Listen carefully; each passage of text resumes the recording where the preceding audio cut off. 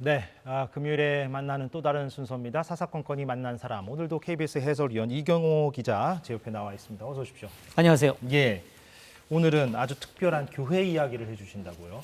주변에서 아마 이런 교회 거의 못 보셨을 것 같은데요. 교회는 교회인데 목사가 없습니다. 목사만 없는 것이 아니고요. 전도사도 없고요.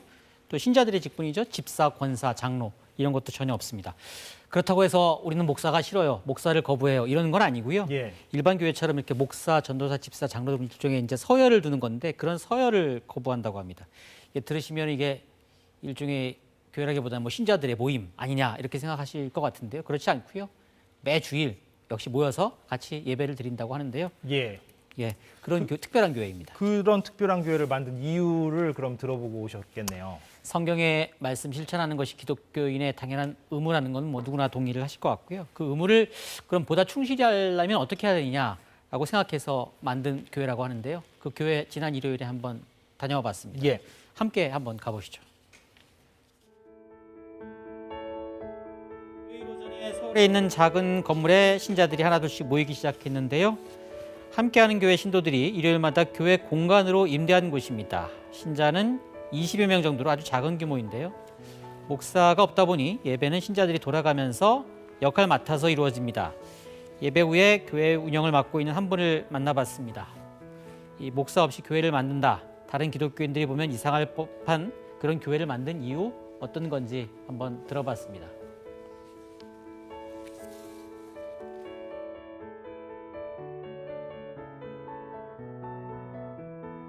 처음 시작할 때도 그렇고 지금도 그렇고 기본적으로 저희가 교회에 가지고 있는 기본 생각들이 다 있으시다 보니까 그리고 종교라는 게 이제 뭐랄까 예민하고 어려운 질문이 2단 되는 거지 않습니까? 그러다 보니까는 그런 부담이 솔직히 있는 건 사실입니다. 그럼에도 불구하고 저희가 이제 그런 어떤 위험 요인들을 안고 있음에도 우리가 담아내는 이 고백이 성경에 일치하고 그 다음에 교회 역사를 봐도 저희가 뭐 나름 스터디를 해보면 이런 제도가 이단으로 판단될 하등의 이유가 없고 오히려 더 성경적일 수 있다. 뭐 유일한 대안이라고 말할 건 아니지만 성경적일 수 있다라는 것이 저희의 생각입니다. 말씀하신 그 성경적일 수 있다.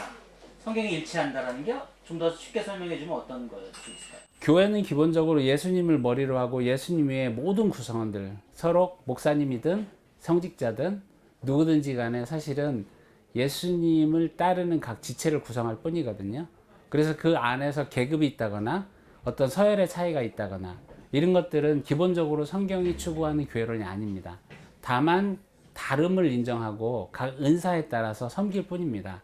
그러다 보니까는 사실은 교회 안에서 어떤 계층 계급이 생기는 기본적으로 성경이 지향하는 바가 아니고 오히려 반대하는 것인데 우리가 현실 사회에서는 그렇지 않은 것들을 많이 보고 그것이 교회 안에서도 지금 사실은 많이 일어나고 있다. 그리고 이거로 인한 교회 본질로부터의 어떤 멀어짐이 사실 많이 목도되고 있다. 그러다 보니까 저희는 이 부분이 오히려 성경적이고 저희가 뭐 무조건 잘한다고 말할 수는 없겠지만 이 구조 안에서 공동체를 구성해가고 은사대로 섬기고 하는 것이 성경이 말하는 교회론에 부합하다 이렇게 생각하는 겁니다. 함께하는 교회는 8년 전에 시작됐습니다. 그전에는 모든 신자가 서울의 한 교회에 같은 신자들이었다고 하는데요. 처음에 이런 교회 만들어보자 이렇게 신자들끼리 모였을 때 과연 자신들이 얼마나 이 교회를 오랫동안 이어갈 수 있을지 어쨌든 8년이라는 시간이 그러니까 쉬운 시간은 아니었지만은 일단 나름 유지해왔다는 거죠. 의미를 부여를 하고 싶습니다. 어려움도 있었고 뭐 그랬는데 이 교회가 작다 보니까 공동체 구성원들 사이에 좀 마음이 안 맞거나 어떤 상황들이 좀 서로 의견이 다를 때 이걸 풀어가는 과정들이 쉽지는 않더라고요.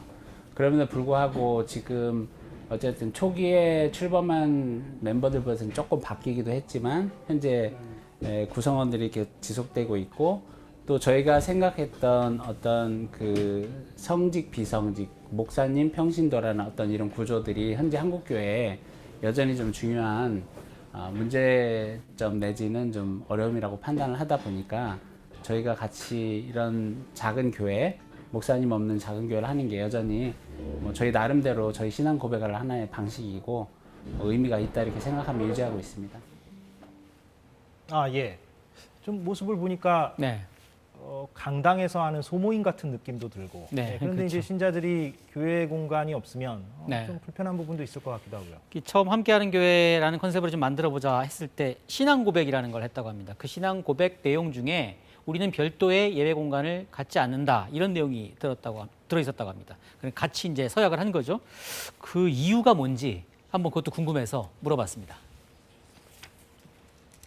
사실은 큰 교회, 특히 이제 중세 시대나 이렇게 지어진 성당조차도 거기에 이제 우리의 어떤 미를 추구하고 하는 좋은 것들도 있지만 그거를 실현해내기 위해서 많은 약자들이 희생되는 것이 불가피했거든요.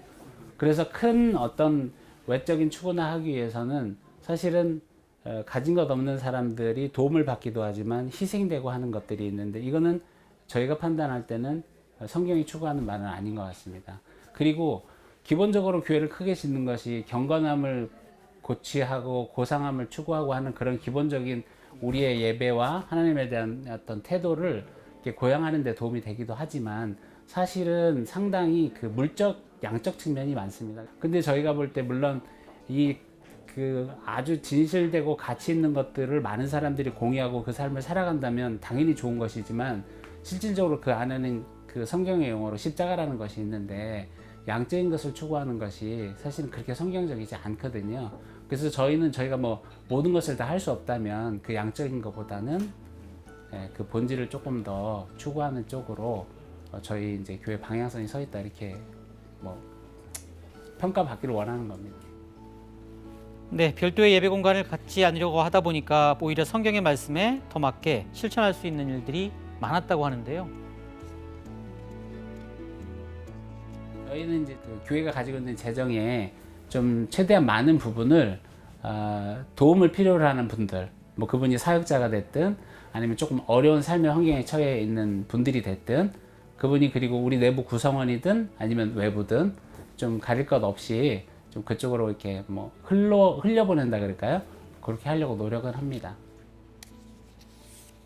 예. 그런데 이제 저게 공간이 너무 작아서 네. 만약에 저 취지에 공감하시는 분들이 더 모이게 되면 네.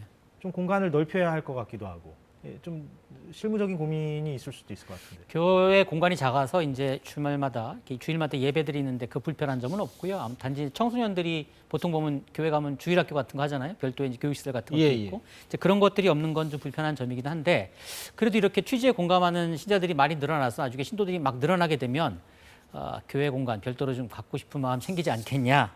그때 가면 어떻게 할 거냐? 100명 넘어가면 뭐 궁금해서 한번 물어봤습니다. 예.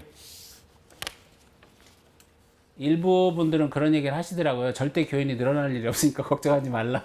이런 얘기 하시는 분들도 있고. 근데 기본적으로는 이제 저희가 뭐 보셨는지 모르겠지만 함께하는 교회의 신앙 고백이라는 저희 나름의 기본 신앙 고백이 있습니다. 저희 구성원이 될 때는 기본적으로 그 신앙 고백을 동의하는 분들을 저희 교회 교우로 받아들이는 걸 기본 원칙으로 하고 있습니다. 그래서 그 안에 보면은 뭐 건물을 가지지 않는다든지 그 다음에 은사에 따라 섬긴다든지 하는 저희 기본적인 신앙들이 담겨 있거든요.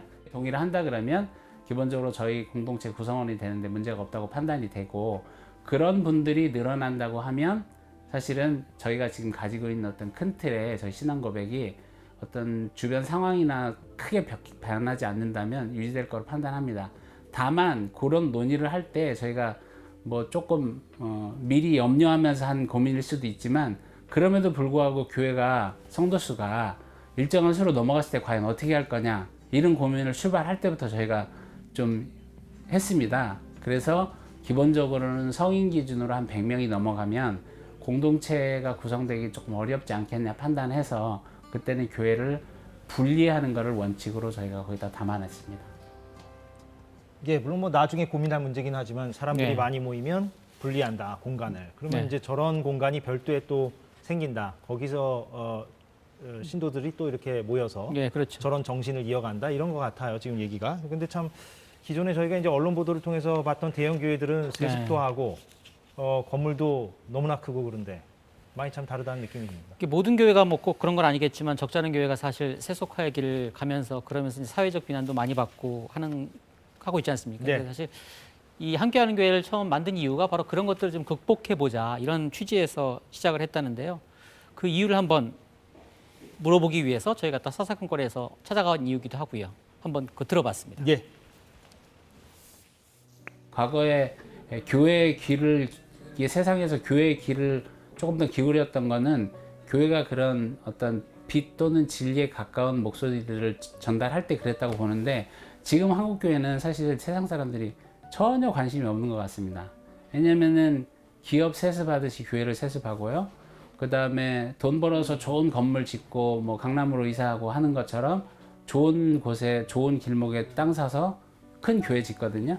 그러니까 그런 거는 그냥 오히려 기업들의 몫이고 세상의 몫인데 교회가 같이 하는 그 메시지나 어떤 이런 거를 들을 메시지가 없다는 판단이 많이 들고요. 그런 면에서 저희 이제 너무 작고 저희가 세상에 뭔가를 메시지를 던지는까지는 못 갈지라도 저희만이라도 조금 그렇지 않은 것들을 한번 추구해 보자는 겁니다. 교회의 메시지는 결국 이제 성경으로부터 나온다고 봅니다. 근데 성경은 뭐 한마디로 요약하면 사랑이고요. 이제 약간 뭐 다르게 보기도 하지만 그 사랑 안에는 정의가 포함되어 있다 생각하고요. 정의를 조금 쉽게 얘기하면은 결국 사회가 유지될 때 약자인 사람이 항상 있게 마련인데 그분들을 향한 관심, 배려 조금 더 넘어서 그런 제도를 만드는 제도에 대한 개선, 개혁 이런 것들이 기본적으로 성경이 가지고 있는 메시지라고 보고요. 하나님도 예수님도 그거를 우리 구체적인 삶에서 살도록 요구를 하셨다고 봅니다. 그러니까 그런 메시지들이 던져져야 된다고 보는데 현재 한국 교회는 조금 뭐 단순한 표현일 수 있겠습니다만은 너무 가진 자, 기득권의 편에 서 있는 것이 아닌가 이런 생각들이 많이 듭니다. 그러다 보니 교회가 던지는 메시지를 사회가 별로 관심이 없지 않냐 이런 생각입니다. 근데 물론 이제 함께하는 교회의 신자들의 생각이시긴 하고요. 모든 교회가 또 당연히 그렇지는 않고요. 좋은 일 하는 교회도 많고 또 기독교적인 신앙에 충실한 교회들도 많고요. 또 하나 모든 교회가 다 함께하는 교회처럼 운영될 수 있는 것도 좀 아니지 않습니까? 예. 그래서 혹시나 다른 교회의 신조들이나 목사님들한테 좀 하고 싶은 말이 뭐가 있을까라고 해서 궁금해서 마지막으로 한번 물어봤습니다. 네.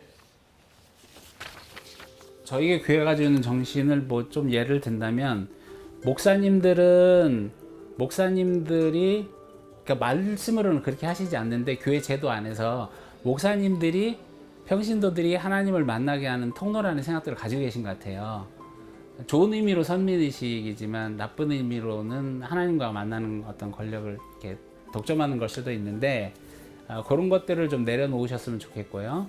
그 다음에 저희가 말하는 평신도분들은 그 임무를 전임 사역자분들한테 헌금하시고 그냥 그 역할을 위임하시는 게 아니라 각자가 평신도들이 좀 각성하면서 하나님을 만나면서 정말 교회가 나 스스로도 잘 사는 것뿐만 아니라 교회가 세상에 나름 던져야 되는 메시지가 뭔지를 평신도들이 함께 고민한다면 저희가 뭐 그런 것들을 저희가 바라는 거죠.